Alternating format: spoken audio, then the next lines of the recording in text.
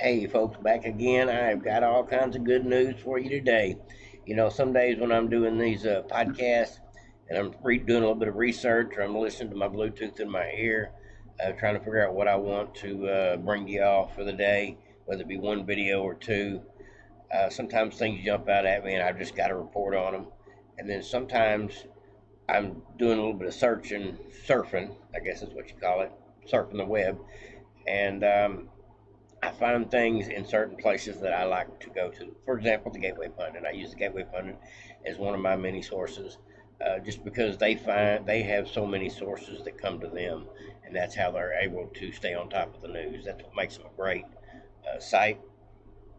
Now, Tucker Carlson is on his episode 4. I will play you a little bit of that. It's about 12, 13 minutes long. I'll leave you a link in the description below to that episode. He is calling Biden a dictator, and if y'all remember yesterday, I talked about a little bit about that in my last video as well. Fox News had a dictator at the bottom of the chyron describing Biden over this indictment crap against Trump, and the documents being just two parallel universes when it comes to how they're being handled. Now, there's 4 or 5 things that I want to tell you all about that are going on in the news. All good news, some days are better than others, and that's a fact. So let's go ahead and get into it. And like I said, I will give you all the link in the description below to the Tucker Carlson situation. It's a 12-minute video. That's a little long for a video here, so like I said, I'll play you a little piece of it at the end of the video, and then you can go to the link and watch the entire thing if you so choose. Now, in Westchester County, New York, the Democrat district attorney over there dropped the criminal case against Trump. No charges filed, and Trump responded about it. And this is a case over when the January 6th thing happened. This district attorney thought she was going to help seal the impeachment by filing more charges against Trump. Her name is Mimi Rocha, and she tweeted out, "It is increasingly clear that Trump refused to take steps that only he could do to stop the violence that happened that day. That alone is unforgivable and worthy of conviction." That was her previous tweet, and then since then, President Trump on Thursday responded to what she said currently, which is the DA's office in Westchester County, New York, announced a criminal case against Trump had been dropped. No charges will be filed. I guess she got over it, realized they probably told her, we got enough cases going against him. It just looked worse on us to have all these frivolous cases going. But at any rate, this particular case has been dropped. She was basically trying to prove that he was some kind of criminal behind the J6 thing. Trump's response to the whole situation was, after going through a criminal investigation for 2 years by the district attorney's office in Westchester County, New York, which involved his golf club, his golf resort there, it was just announced that the case has been dropped and no charges will be filed. It was the honorable thing to do, in that I did nothing wrong, but where and when do I get my reputation back? When will the other fake cases against me be dropped? Election interference, he screams, Trump said in a Truth Social post on Thursday. He needs an apology, too. I mean, at the least. These folks are just radical to the hilt. Says Mimi Rocha said in a statement Thursday she dropped the case after the investigation was conducted objectively and independent of politics, party affiliation, and personal political beliefs. So basically, she's saying that it was a nothing burger. Somebody told her to drop that case, folks. I bet you, probably somebody higher up, just because of the optics of the situation. Now, that is good news. That's one less thing Trump's got to worry about. Now, James Comer told Maria Bartiromo earlier today that he expects to uncover between $20 and $30 million in payments just from the information they know so far. This is why the government was or Christopher Wray was so hell-bent on not giving up these 1023s. These 1023s, there wasn't just one of them. We thought there was one in the beginning, but in reality there's several, and there's been several redactions to them, but still they're able to come up with more sources, more 1023s, and hopefully we'll get some indictments and things out of this before it's all said and done, because the information is coming out and there's no way to stop it at this point. I think that is a great thing for the country. As a matter of fact,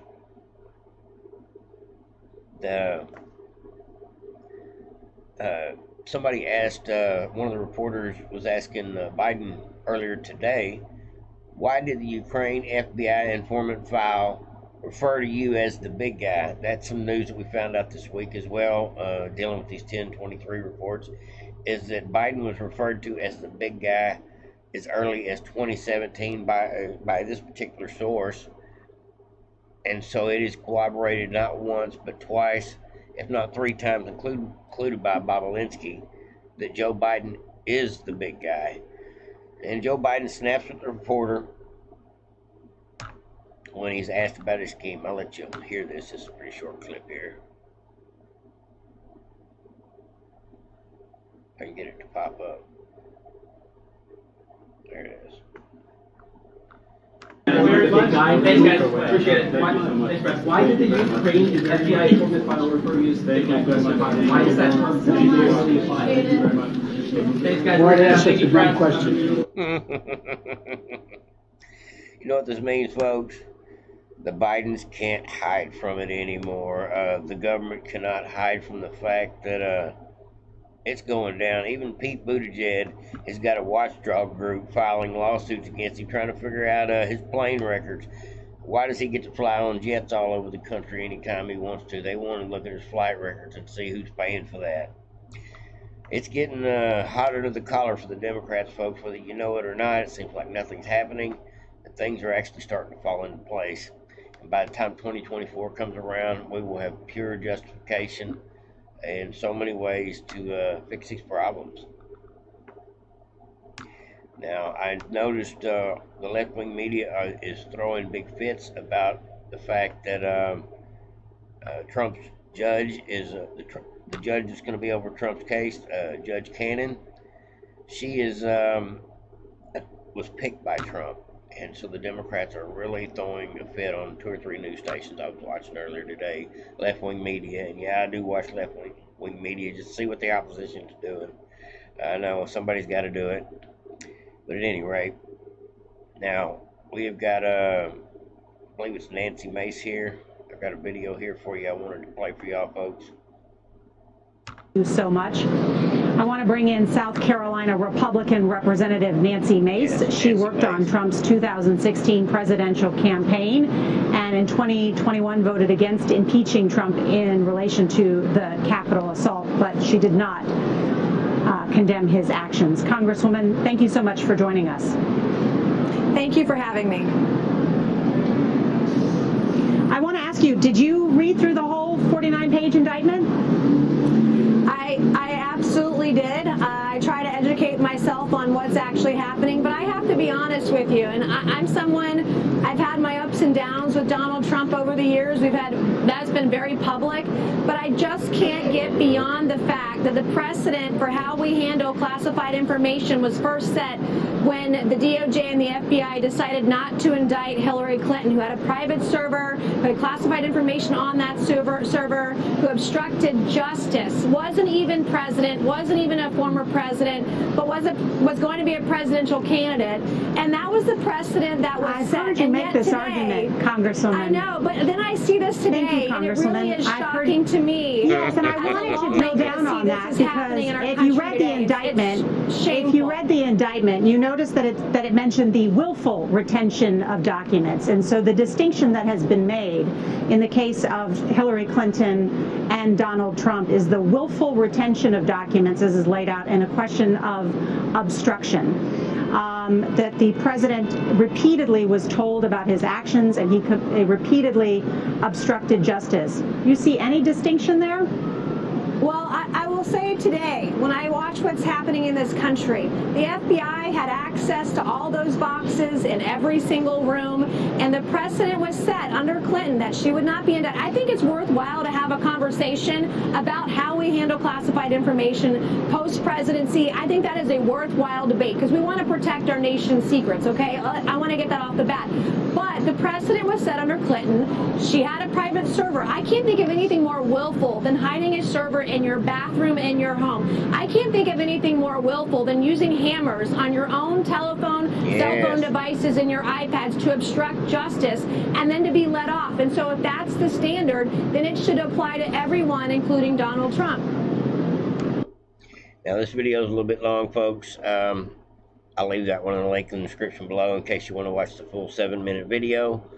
But I do want to say, do y'all see a pattern here?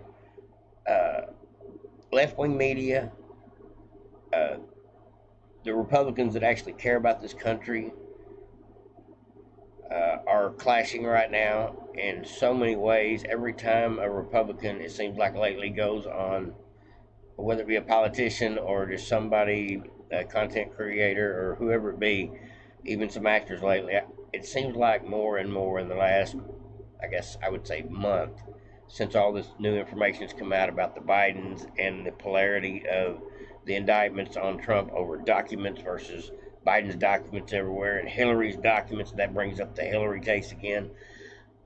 I'm glad that they're talking about Hillary and Biden's son every day on several stations a day, whether they like it or not. This stuff is dripping out at such a rate that you can't not cover it. The world is figuring it out, that what we've known all along, that Biden is corrupt. Left-wing media is being forced to deal with this stuff. I love it when somebody like Kevin McCarthy the other day, took a question from CNN and says, "Oh, aren't you the station that supported McCabe who got paid to lie, and then y'all give him a job?"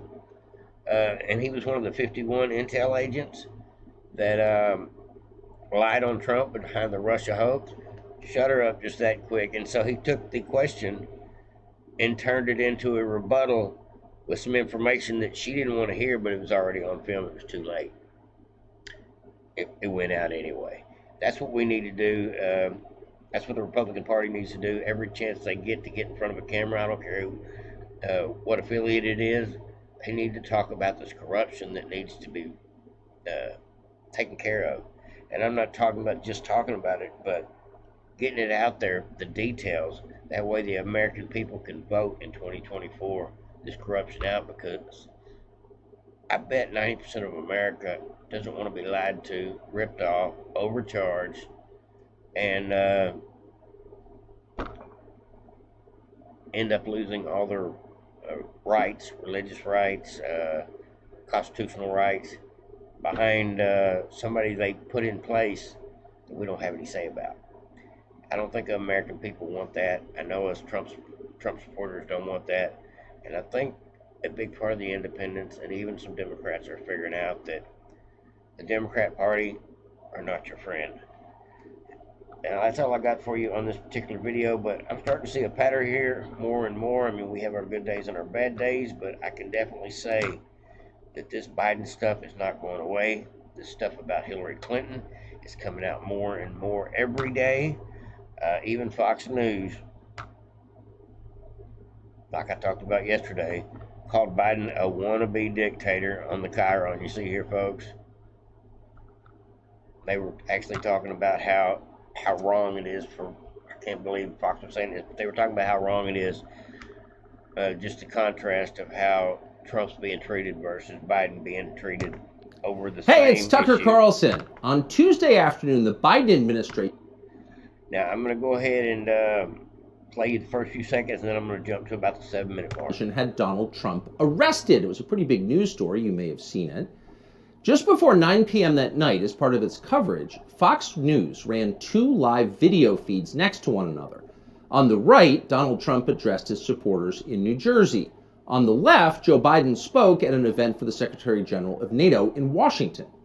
Beneath those videos at the bottom of the screen, Fox's banner read this way, quote, "Wannabe dictator speaks at the White House after having his political rival arrested."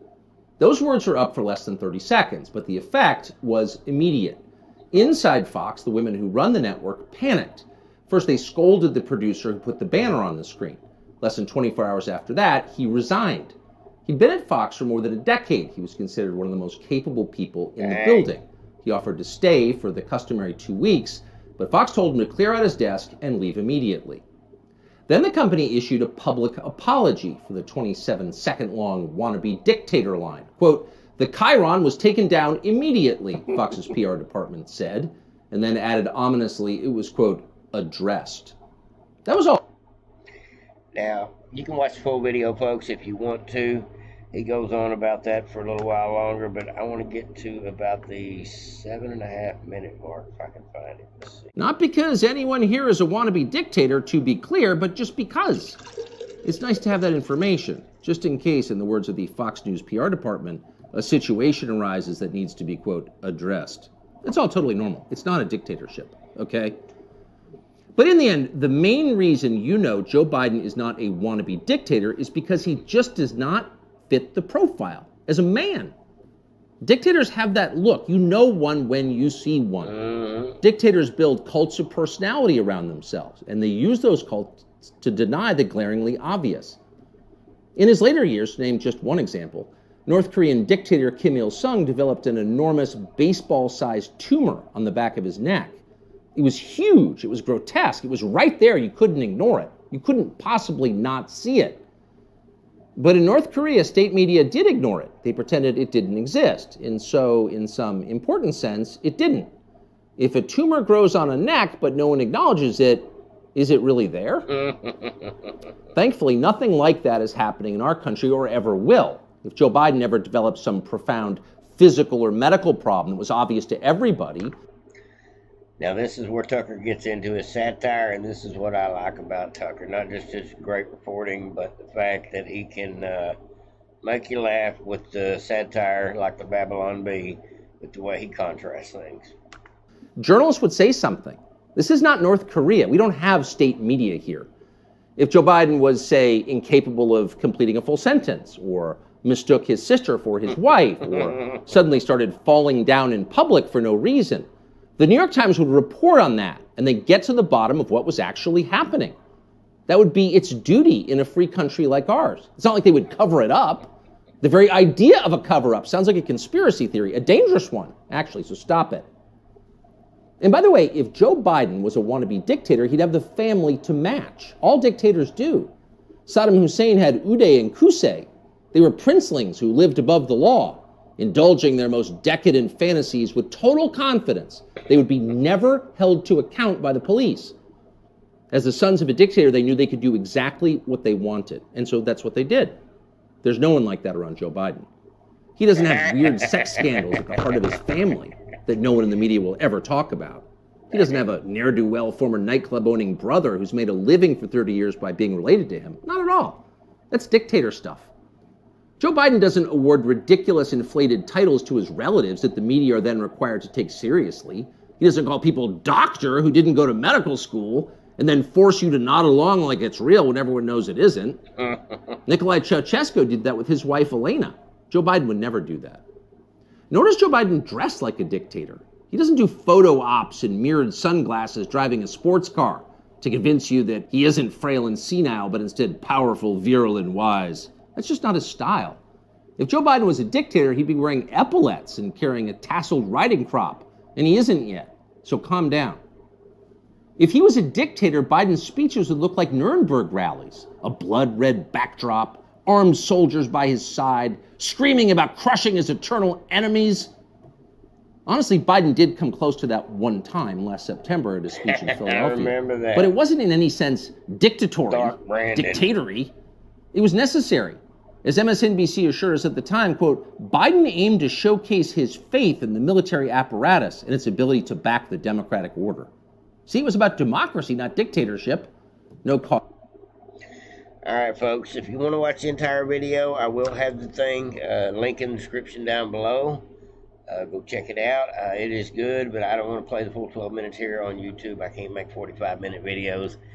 People don't stick around that long, just the way it is. Let me go ahead and jump out of here. But first, I want to say have a great day. All good news as far as I can tell. Over and out.